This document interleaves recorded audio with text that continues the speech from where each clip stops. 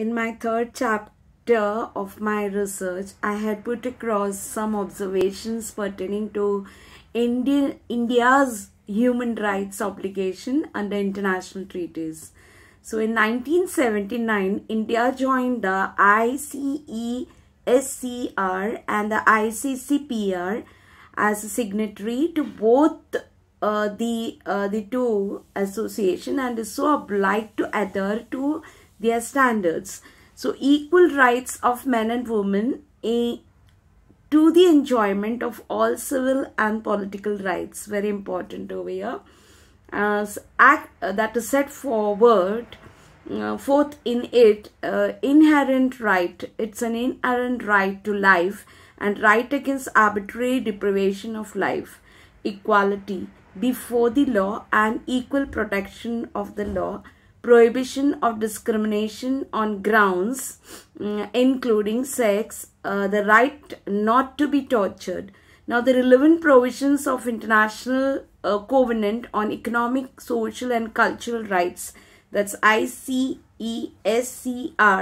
that apply to the this context are equal rights of men and women to the enjoyment of all economic, social and cultural rights set forward in the treaty, that is right to work, including the right to earn a livelihood, that is earn a living through work that is freely chosen or accepted, broader possible protection and assistance to the family, and special protection for mothers for a reasonable period of time. Yes, here I would like to mention about in my research also about the Keshavananda Bharati case, where state of Kerala, that is versus the state of Kerala, the Supreme Court held that international covenants and of course conventions could inform the scope of that is certain fundamental rights, and in this particular Sheila versus Verse versus the Secretary, Children's Aid Society, the court went even further, observing that India's international obligations be incorporated into the domestic legislation. The Honorable Supreme Court clarified in Vishaka versus State of Rajasthan that the recognizing international agreements and norms and construing the domestic law whenever they are not conflicting with one another, and the domestic law that is does not address the matter was recognized rule of that is judicial constructions. Now, the message of international instruments, the Convention on the Elimination of All Forms of Discrimination Against Women, that is the CEDAW, and the Beijing Declaration, which directs all state parties to take appropriate measures to prevent discrimination of all forms against women, as is quite clear. The Supreme Court said in Geeta Hariharan and others versus the Reserve Bank of India, in this case and others, CEDAW is a treaty that India accepted and signed in June 1993. The interpretation that we have placed puts the principles contained in this instruments into action. When there is no discrepancy between local and international rules, domestic courts must give fair consideration to international covenants and that is and the norms accepted therein. Now, when we talk about ratification of India, that is to the CEDAW, specific ratifications. In 1980, India signed the United Nations Conventions on the Elimination of Discrimination Against Women, CEDAW, which is ratified in 1993. CEDAW has been ratified by India with reservations to Article 5A, 16.1 and 29.1. In the Indian context, Article 5A and 16.1 of CEDAW should be, highlighted. The Convention's Article 5A encourages state parties to take appropriate measures to change men's and women's social and cultural patterns of behavior in order to eliminate prejudice, customary, and all other practices that are based on the idea of inferiority or superiority of either sexes or stereotyped roles in men and women. Article 16(1) calls on state parties to take all necessary steps to eliminate discrimination against women. Now here again, in all aspects of marriage and family life, and in particular to ensure that men and women have the same rights and responsibilities. Now, number 1, the same right to marry, the same right to freely choose a spouse and to marry only with their free and full consent, the same rights and responsibilities during and after marriage.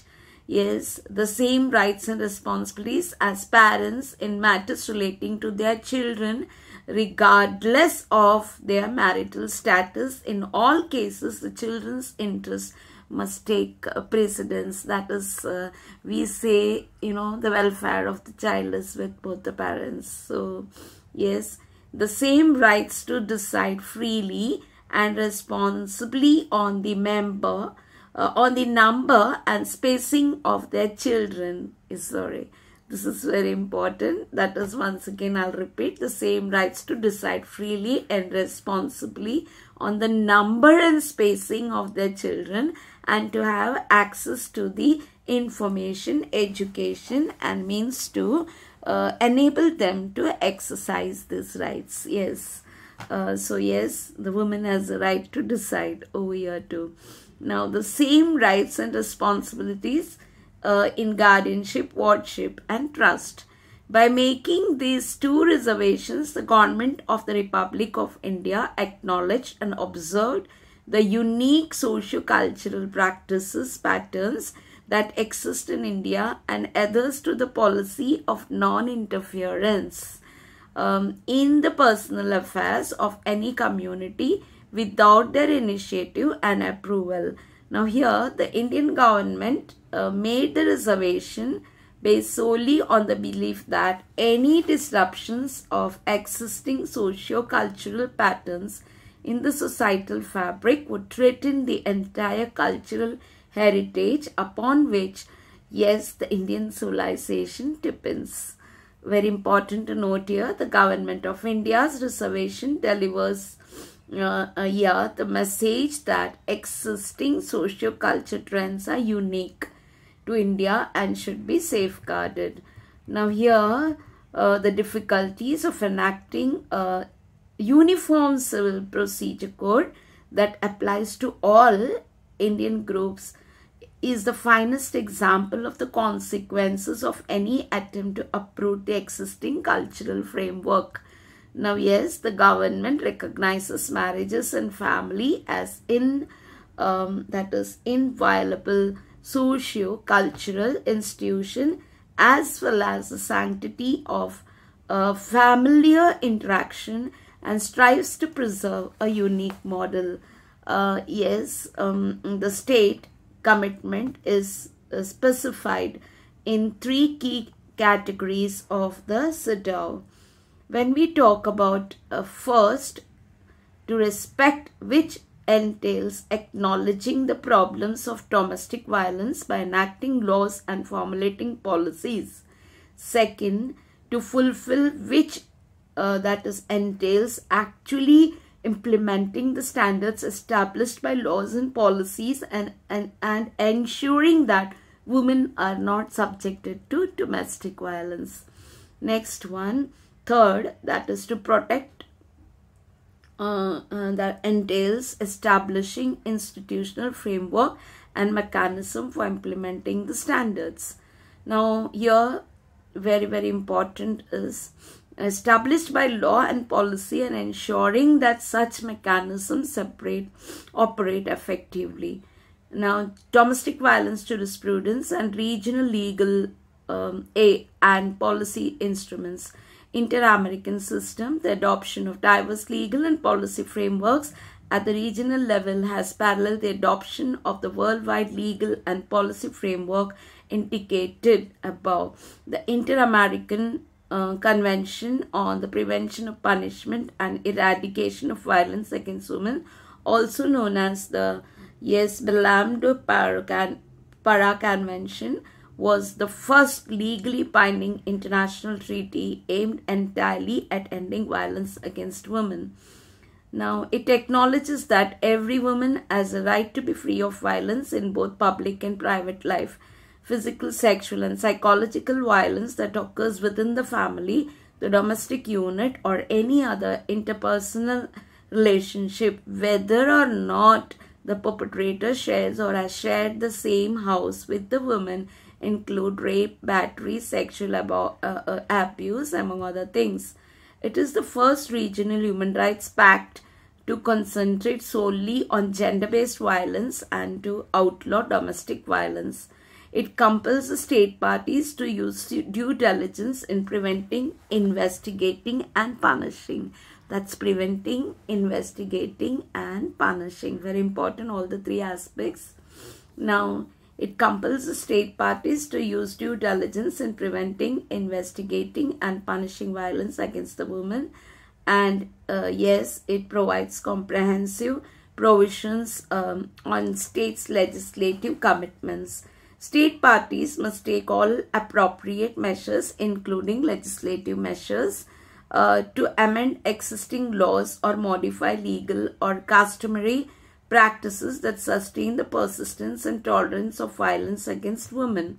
Now, of course, establish fair and effective legal procedures for victims and establish the necessary legal and administrative mechanisms to ensure that the perpetrator refrains from harassing, intimidating, or threatening the victim.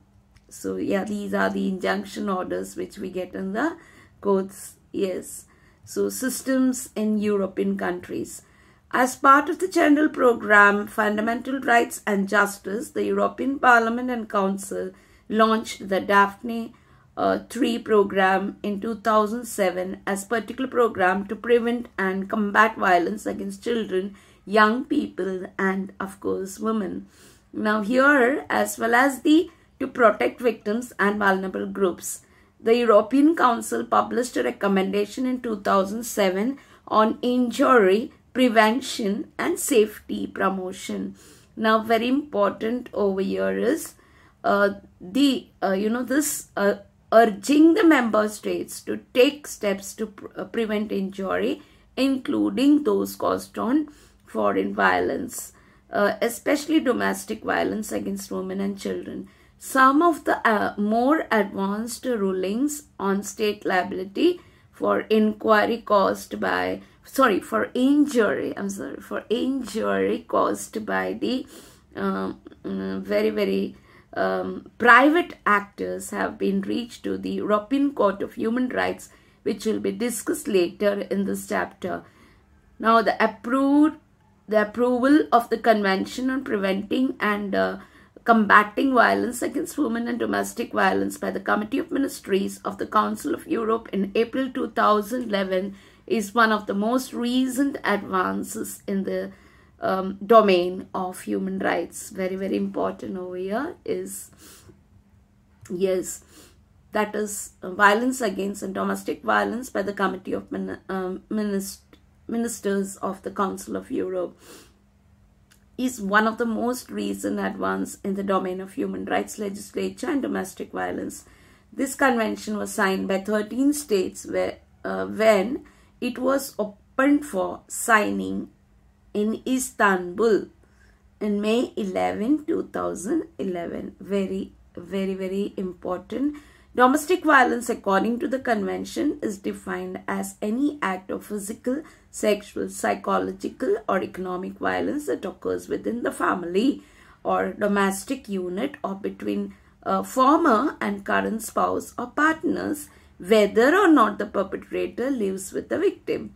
The agreement is the region's first legally enforceable treaty establishing a complete legal framework for protection, protecting, prosecuting, and supporting. Yes, protection, protecting, prosecuting, and supporting victims of violence against women physical, sexual and psychological violence against women, as well as forced marriages. Come under this clause. That is, physical, sexual and psychological violence as well as forced marriage and female genital mutilations are defined and criminalized. The treaty also creates an international body of independent experts to oversee its national implementation. The convention's provisions are broad in scope, embracing not only the criminal justice remedies but also areas such as raising awareness and providing social support. This is very important to the victims. Now, to monitor implementation, the convention relies primarily on a reporting process and approach similar to that employed for United Nations human rights. And yes, accords such as the CEDAW. Now, systems in Africa, very important to note over here, which I have mentioned in my thesis. That's previously women's right to a safe home environment was just a sub-right. It was just a sub-right. Now, part of the greater right to have a family unit based on commonly recognized traditional values. Now, this had put the women and children under the jurisdiction of a male household member whose power was rarely challenged. Yes. Yeah. Now, as a complement to the Untitled Charter, the African Union enacted its own regional treaty dealing to women's human rights in July 2003. The Protocol to the African Charter on Human and People's Rights on the Rights of Women in Africa. This is a striking statement in international law about the women's rights. Now, to be free of domestic violence and to include a matching obligation on nations to uphold that right. It demands states to take steps to eliminate all forms of violence against women, investigate the cases and punish the perpetrators, and provide appropriate rehabilitation and recompense the victims. I told you in civil law we have all these provisions even as interim orders for the victims who have complained under the Domestic Violence Act. Now, yes, by 2007, 87 nations have implemented specific laws to criminalize domestic violence, including 13 in Latin America, Argentina, Bolivia, Chile, Colombia, Costa Rica, Ecuador, El Salvador, Mexico, Nicaragua, Peru, Puerto Rico, Uruguay, and Venezuela. So, out of 185 signatories to the United Nations CEDAW, the signing of the Inter-American Convention on the Prevention, Punishment and Eradication of Violence Against Women in 1994 provided the impetus for such litigation, highlighting the need for state parties to fulfill the international obligations to comply with the international standards through legislations or policy decisions and policy changes. Now, further, I had mentioned about standard and international concern about family and domestic violence. Standards. The family is revered as the bedrock of human existence, a safe shelter for love, compassion, and loyalty. It is referred to as a basic and fundamental unit of society in national and international human rights document. The importance of the family in a society as a provider of natural environment for the growth. Extremely important over here is the importance of the family in a society as a provider of natural environment for the growth and well-being of all its members, the seat to provide social, legal and economic protection to the society's basic units, and the interrelationship between the family, the child, and the woman have all been affirmed throughout the United Nations organization. Yes, here again, once again, I have already mentioned that throughout the United Nations organization standards, the dominant ideology is that of the family, through which a specific set of household and gender interactions is very important. It is, yes, the foundation, the human rights and freedoms, where I said that throughout the United Nations organization, the dominant ideology wherein is that the family, through which a specific set of household and gender interaction is universalized and naturalized. Very important, universalized and naturalized. The International Bill of Human Rights 24 as well as the other core United Human Rights Treaties serves as the foundation for human rights and freedom in the international areas. Domestic violence is not directly addressed in these documents. Furthermore, nonetheless, its principles expresses essential rights and freedoms that are frequently abused in domestic violence instances. These rights include the right to equality, equal protection under the law, life, liberty, security of the person, physical and mental integrity, freedom from discrimination, torture, again degrading and inhuman treatment. The mandates established under the International Bill of Rights as well as the efforts of the United Nations organization through international conventions, declarations and conferences have brought the issue of domestic violence in light, as well as the need to develop laws to combat it in an international and, yes, national level, regional level too. The United Nations Charter of 1945 begins with the reference to faith in fundamental human rights, in the dignity and worth of human individuals. So we always say that human rights are, of course, women rights. Now, when we talk about women rights are human rights, yes. The Universal Declaration of Human Rights, that is UDHR, adopted by the United Nations General Assembly in 1948, is regarded as the foundation of the United Nations human rights system. Human dignity and integrity and are upheld and protected by it.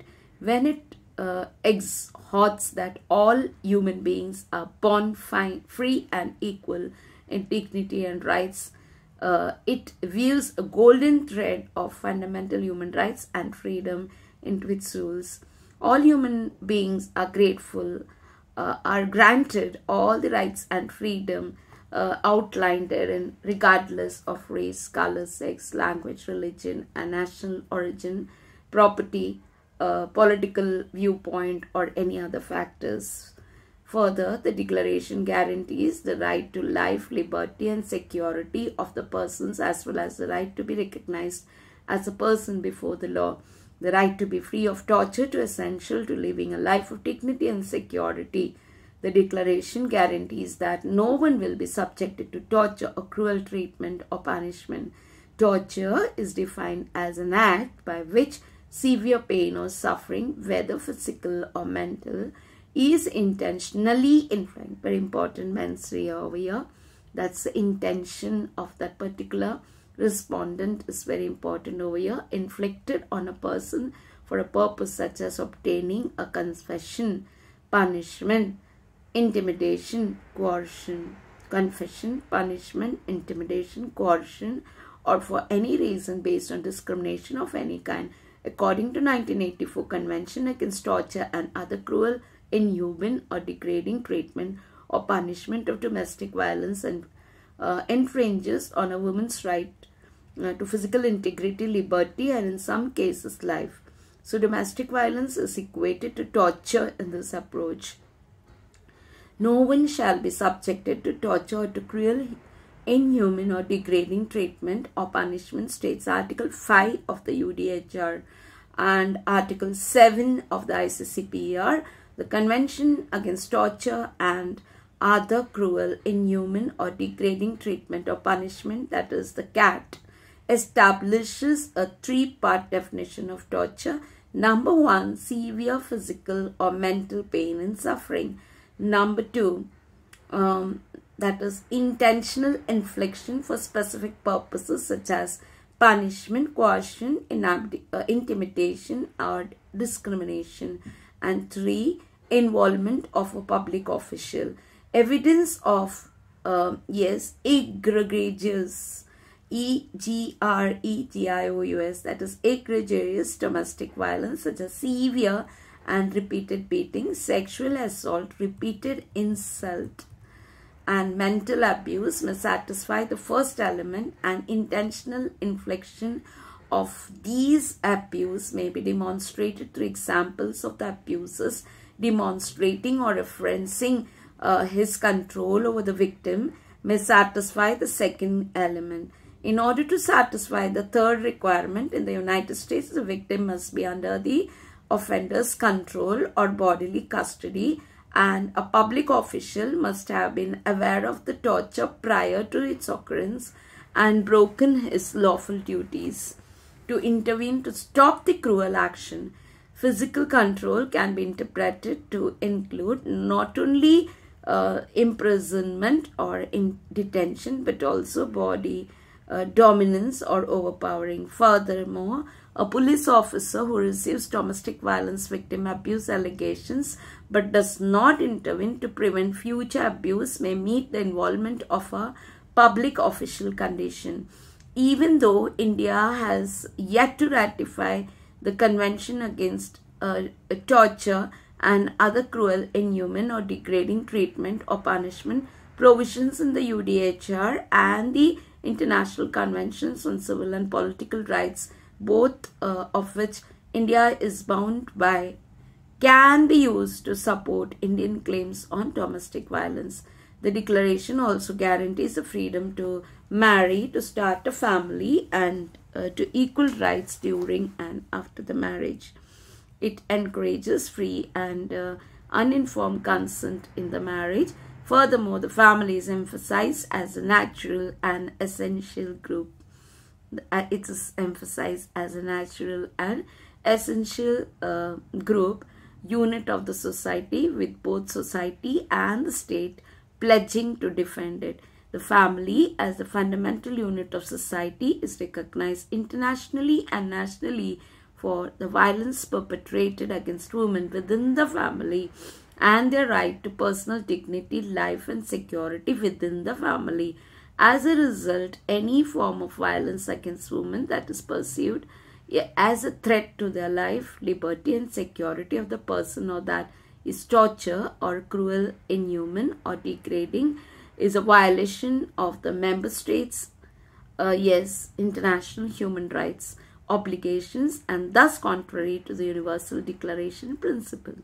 Now, when we talk over here, when pronouncing individual rights, the International Bill of Rights uses gender-neutral wording. The rules begin with the language like no one, everyone, all, and so on. So, implying that they are equally relevant to women and indirectly referring to the protection that should be provided to them in circumstances of domestic violence. So, yes, domestic violence against women is a breach of women's right to dignity and identity. So, according to Amartya Sen, the freedom to choose what you have reason to value. According to him, development is the process of increasing people's true liberties. Domestic violence against women is seen as a barrier to the country's progress. Any exercise for evaluating development progress should include the increase of human capabilities if it leads to development and freedom from domestic violence. Indications like as income, education, health have traditionally been used to gauge well-being and development longevity. Now, the effective property rights and freedom from physical and mental abuse must be included in any attempt to incorporate gender empowerment criteria. Yes, in every country. Now, domestic violence taken the form of denial to the right of equal protection under the law, which is guaranteed to every human being. The refusal of the same to recognize such an offense committed against women also denies her the ability to seek protection from acts that break her rights, that breaches her rights from compete in court in a simple and timely manner. So domestic violence can affect a woman's ability to open in a variety of ways.